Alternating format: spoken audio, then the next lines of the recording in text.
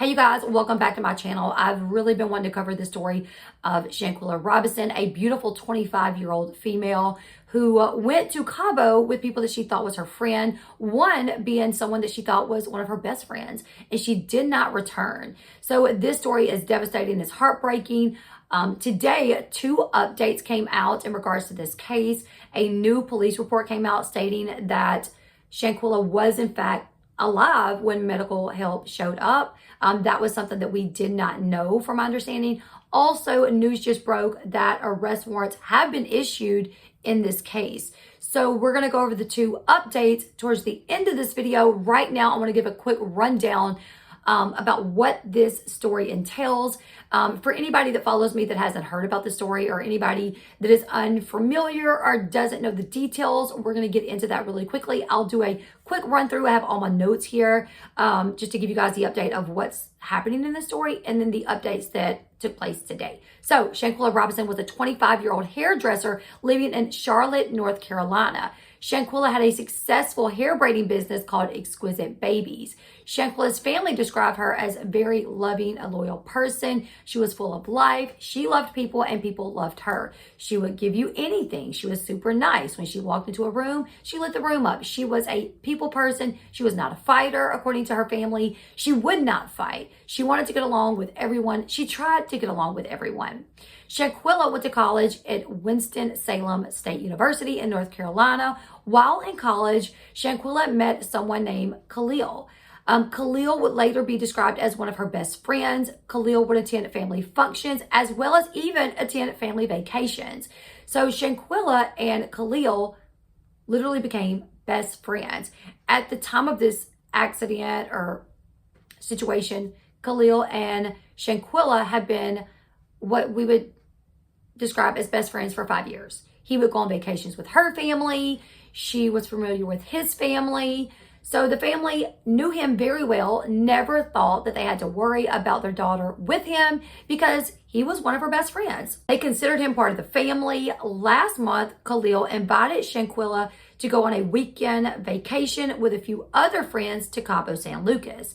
Those other friends include Malik Dyer, Alyssa Hyatt, Nazir Wiggins, Winter Donovan, and Dejanay Jackson.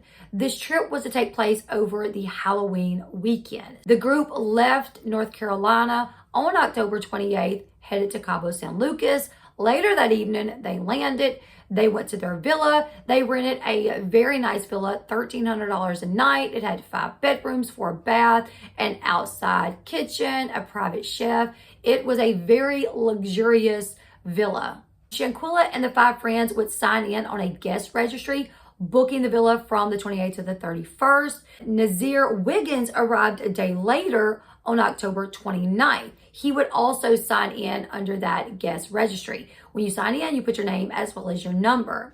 So that night, Shanquella and her friends, they recorded videos of themselves hanging out. One video that surfaced, people kind of looked into that video thinking that they could spot some tension from some of the friends. So Shanquella walks through the hallway into a room, and some of the so-called friends are in that room.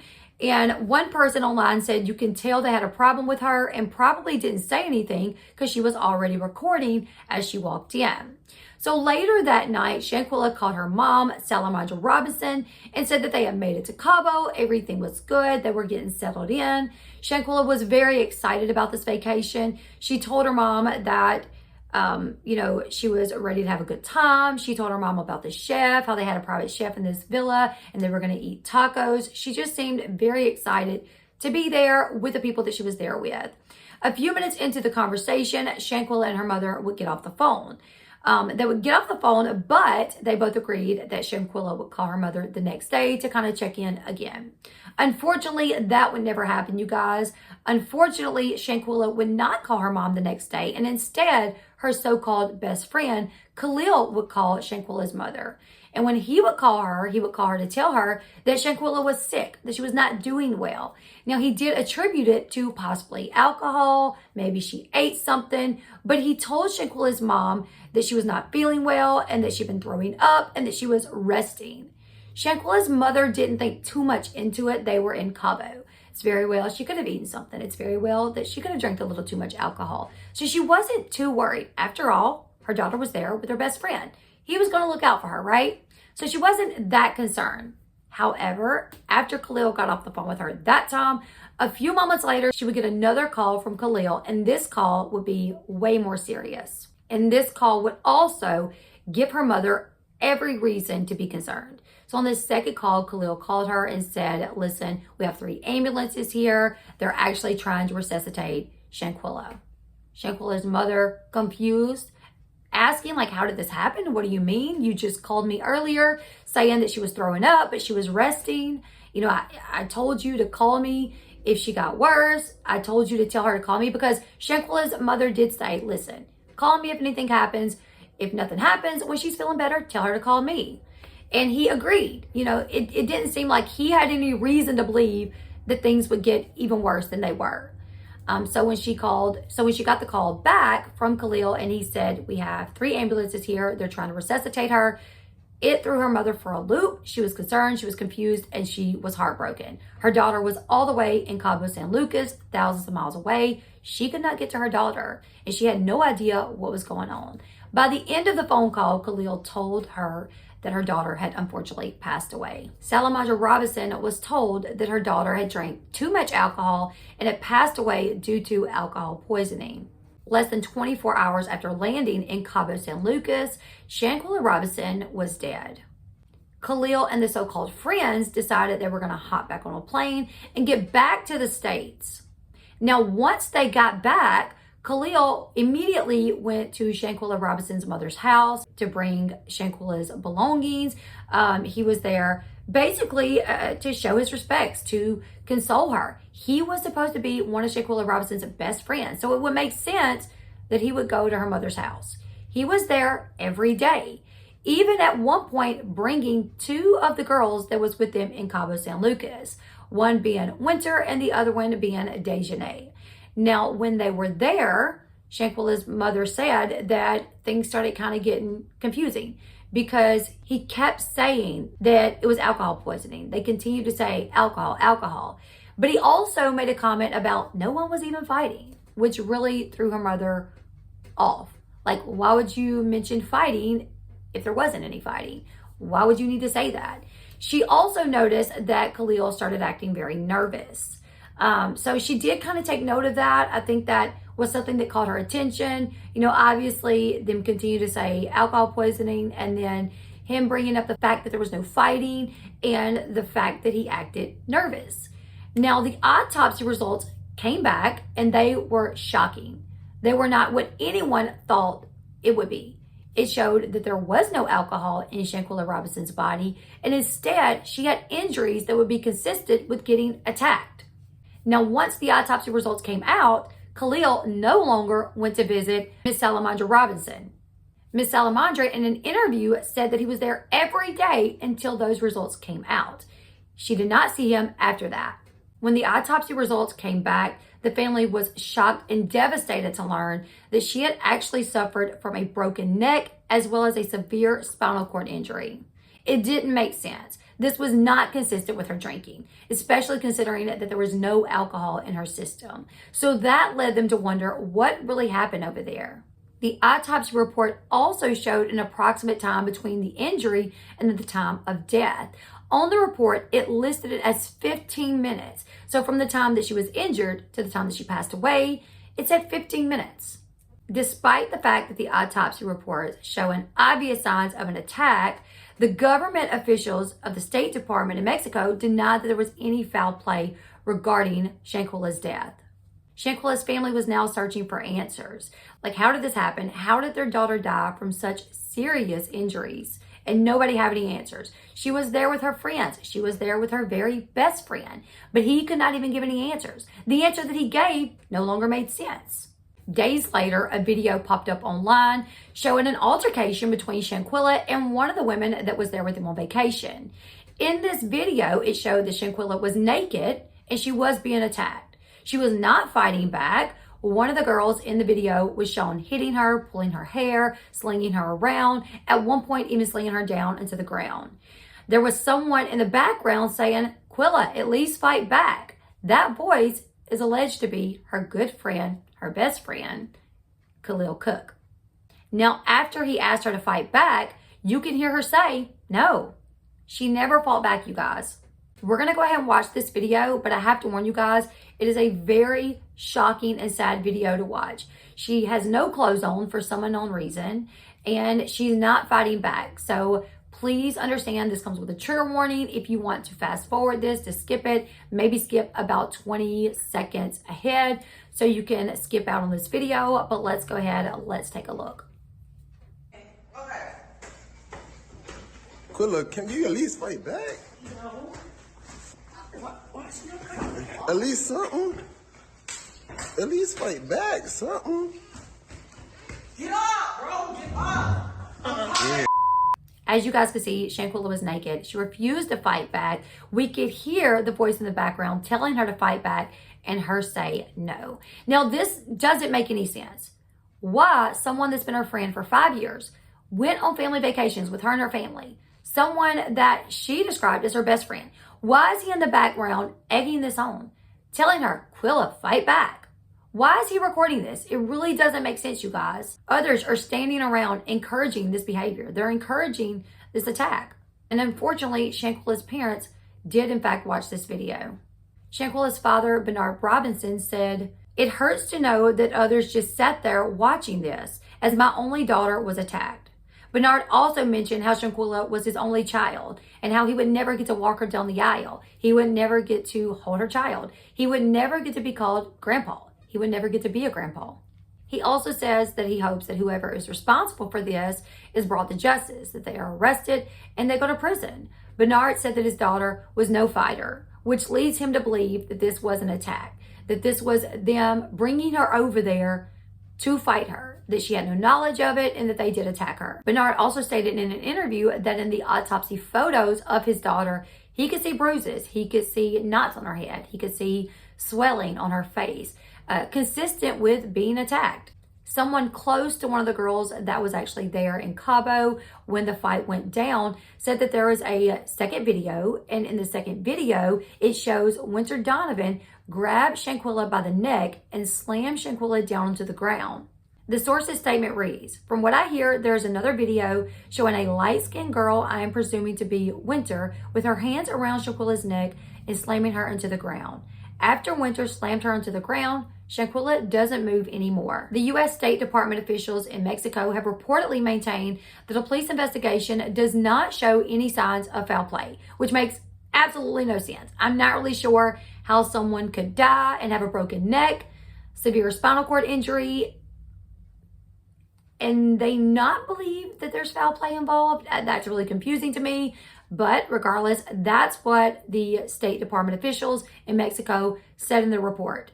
Now, I mentioned to you guys earlier that Nazir Wiggins was not there, that he did not arrive when everyone else did, that he actually arrived the next day. So he arrived in Cabo on Saturday. Nazir did speak out in like an IG live where he said that he arrived at the villa Saturday around 3:20 p.m. He says Shanquella was not dead at that time, that she was sick, and that he did go over and check on her and that he was trying to take care of her. However, the autopsy states that she died around 3 p.m. So if the autopsy is correct, then when he got there, she was in fact dead because it says at 3. He got there at 3:20. A lot of what Nazir said in this video does contradict what the autopsy report shows. Let's go ahead, let's listen, but this also comes with a trigger warning. There's some foul language in this video. There's also some inappropriate words in this video. So if you guys want to skip, you might want to skip ahead. But let's go ahead, let's listen to what Nazir Wiggins said about the events that took place once he arrived in Cabo. So I'm like, let me extend my birthday. And I'm going to go to this trip. Because I got asked to go on the trip in June, but I didn't reply because I didn't know what I was doing for birthday since the next birthday was the next week after mine. So, where I was at? Oh, yes, I left on Saturday. The trip was from Friday to Monday. October 28th, 29th, 30th. 31st going home. Didn't even make it there. So I get off my flight around like 2:16 Mexico time. I guess we 2 hours ahead. 2:16 p.m. I make a phone call. To everybody who there. Like, I need the address. So during this phone call, that's the first time I heard that Quella wasn't feeling good.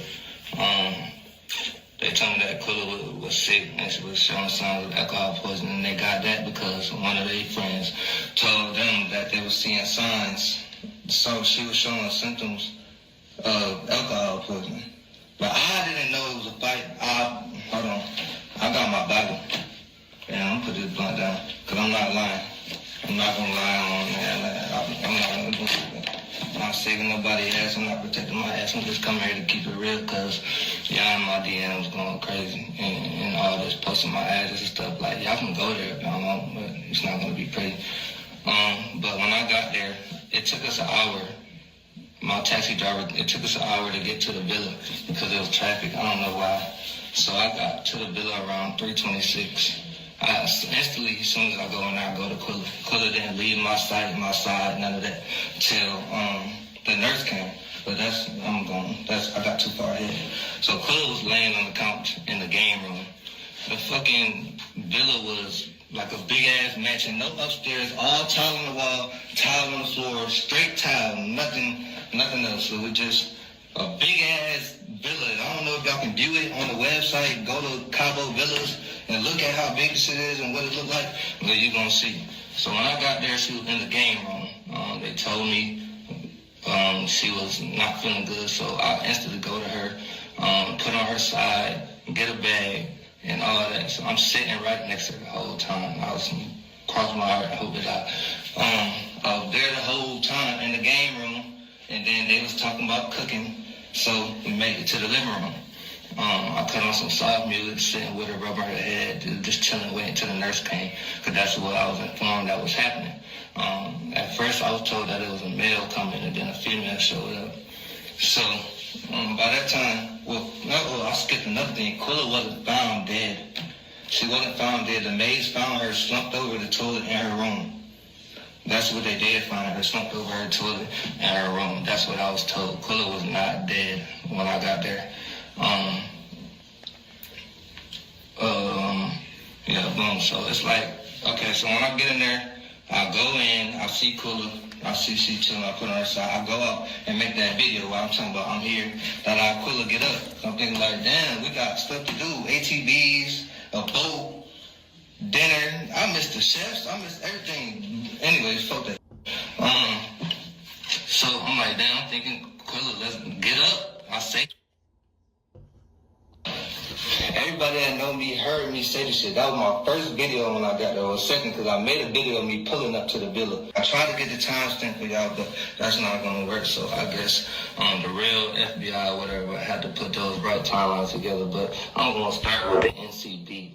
That faggot is so stupid and got y'all believing everything that's wrong. I was not there till the next day. I didn't see a fight. I didn't know it was a fight. I didn't know it was a video. I didn't know they did any harm, anything. I went in there and told her it was alcohol poisoning, so that's what I helped her as. I didn't leave her side. I put on soft music, Summer Walker rubbing her head till the nurse came in. Nobody even talked about the nurse. Nobody even said the nurse came. None of this stuff. So I'm really not understanding where this story is coming from and why it's out here like this, because it's wrong. It's wrong. And for y'all to be attacking me, an innocent soul, like, I'm really innocent as fuck. I went there to enjoy my birthday. Like, to enjoy my birthday and to really just goddamn have fun. I didn't have not 1 second of fun. I didn't take one shot, didn't smoke one blunt, didn't do anything. I went straight to Quella. She was not found dead. She was found unresponsive. Yes, unresponsive. She was unresponsive. I tried to get her to talk to me and all that, but it was none of that. There was none of that going on. Oh shit.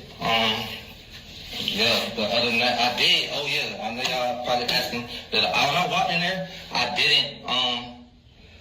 didn't really notice the knot on her head until the nurse pointed it out. I did see the bump on her lip. She did have a blood vessel bust in her eye, and that's it. But I didn't really go in there like, damn, y'all jumped her, y'all beat her ass, what's going on?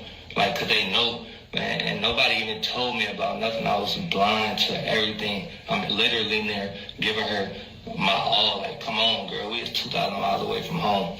2,000 miles away from home. Don't nobody deserve this. Damn, 51 questions. Bro, why is y'all talking about the boys that y'all kill y'all friend? I wasn't there. I don't have those answers for you from Friday to 3 o'clock when I got to Cabo. I just don't have them answers. I posted my flight itinerary. When I got there, I can't make that up. I can't. I really don't know what else to do but show y'all fucking the real tickets if I could even find them when I landed and didn't land. But I could post the video, I could show the video, it's gonna show the timestamps because it's in my archive. I got there at 3-something p.m. I made my first video at 4:26. That's me outside by the pool. Saying, Quella, get up, let's go. We got stuff to do. Let's go have fun. There was no fun in that. There was no fun in that. There was nothing good coming from that, man. I went in there, whipped my bag, put it down, went to the game room, went to the living room, stayed there. The worst time of my life. And now y'all on here trying to say I killed her. Me, the nigga that got there a day late. A day late. The nigga y'all didn't see in the video. I have 1,030,000 tattoos. Do I sound like I was in that video? Go listen to it again. Do you hear my voice in that video?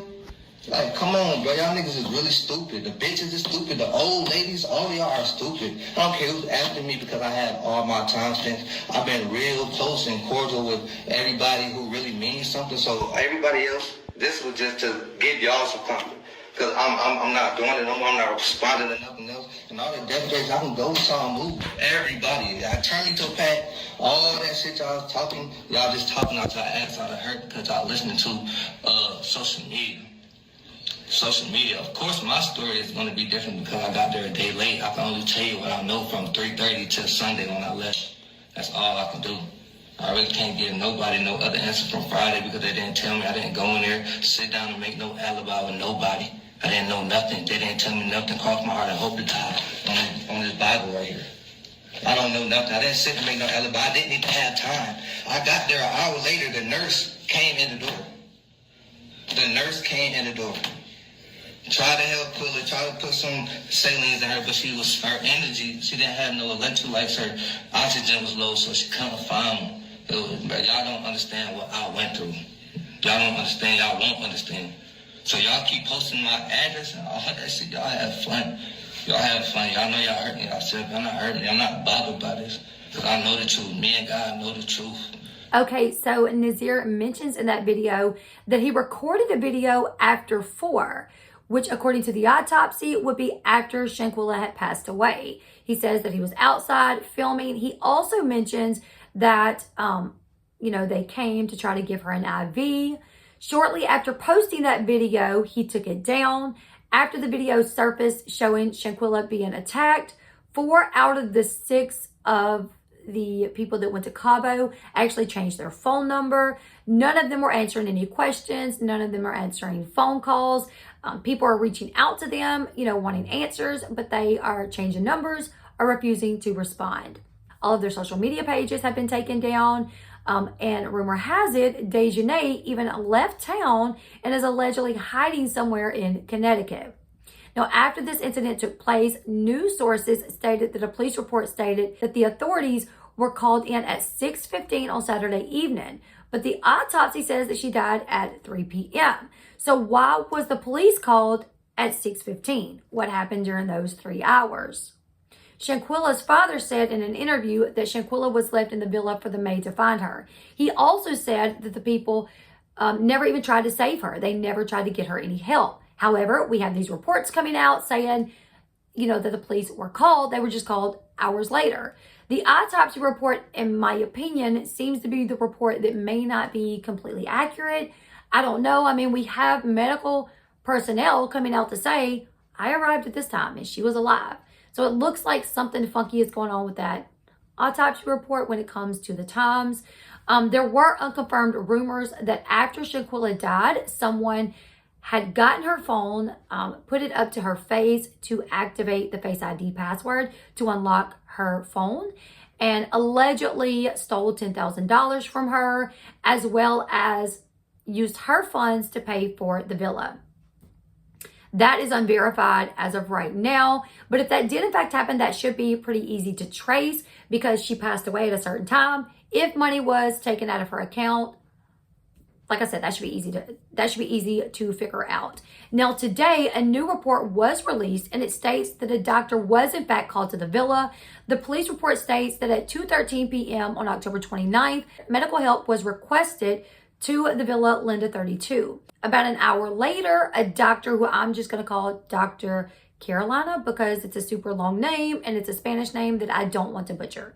So about an hour later, Dr. Carolina of the American Medical Center, a local hospital in Mexico, arrived at the villa to treat Shanquella. The police report listed Winter Donovan as the reporting person. So I guess the person that put the phone call in to 911, I'm not sure. Per this report, the doctor states that she was told that Shanquella had drank a lot of alcohol and that Shanquella needed an IV. The report indicates that the doctor found a female, which was understood to be Shanquella, with stable vital signs, but did seem to be dehydrated. The report also noted that the female was unable to communicate verbally and appeared to be inebriated. The report shows that the doctor believed that Shanquella needed to be transported to a hospital. So she stated that, like, I think your friend needs to go to a hospital. But everyone there declined and asked that she be treated at the villa, which is very confusing as well. If a doctor is telling you, yeah, I think your friend needs to go ahead and go to the hospital, why not just take her to the hospital? The fact that they were requesting that she stay there at that villa is also concerning, but according to her mother said that the friends told her that if she was to have went to the ER, they would not have taken her insurance and it would have been a big bill. Maybe, I don't know. Either way, if I really believed that my friend needed help, I would take my friend to the ER. That's just what it would be. Now, the doctor attempted an IV, but was unsuccessful. Information on the police report says that the doctor was at the villa for close to an hour when Shanquella began to have seizures. She seized for about a minute. It also says around 4:20 p.m., Winter Donovan decided to call 911. She called 911 and requested that an ambulance come out. Before the ambulance could get there, Shanquella showed signs of difficulty breathing, and the doctor noted that her pulse had lowered. At that point, they decided to administer rescue breaths, and then at around 4:49, the doctor, as well as one of the friends at the villa, started CPR. So the doctor discovered that Shanquella no longer had a pulse, so they decided the best route to take, obviously, would be CPR. At 5:25 p.m., the police arrived at the villa.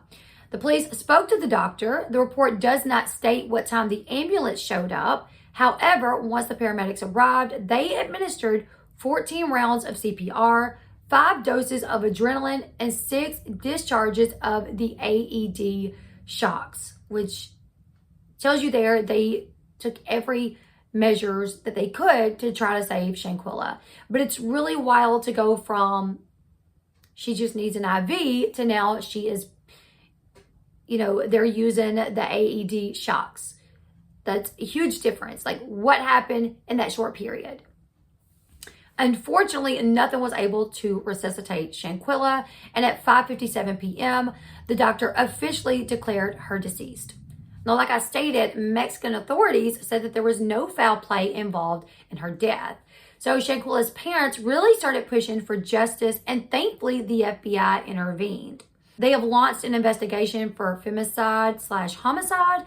Femicide is a hate crime broadly defined as the intentional killing of a woman or girls strictly because they are female. After 2 weeks, Shanquella finally made it back to the States. Her parents spent over $6,000 to get her transported back to North Carolina where they could give her a proper burial. Shanquella's funeral was held on November 19th, 2022.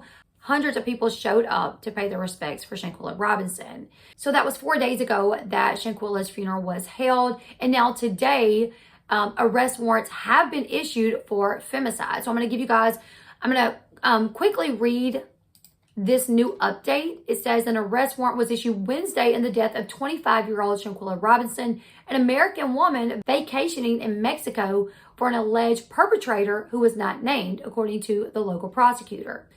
This case is fully clarified We even have a court order. There is an arrest warrant issued for the crime of femicide to the detriment of the victim and against an alleged perpetrator, a friend of hers who is the direct aggressor.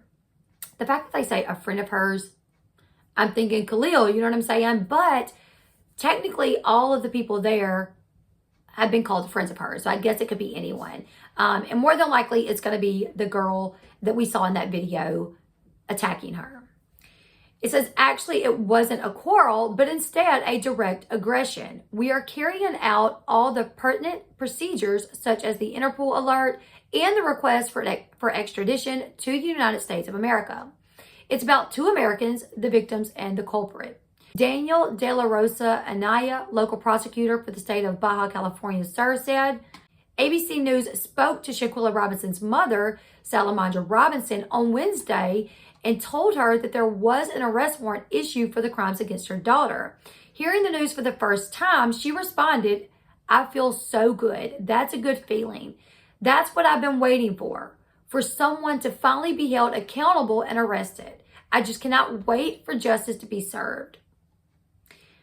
As FBI officials investigate the death of Robinson, Mexican authorities revealed Tuesday night that Robinson may have been alive and received care from a medical professional for several hours before authorities arrived and she was pronounced dead.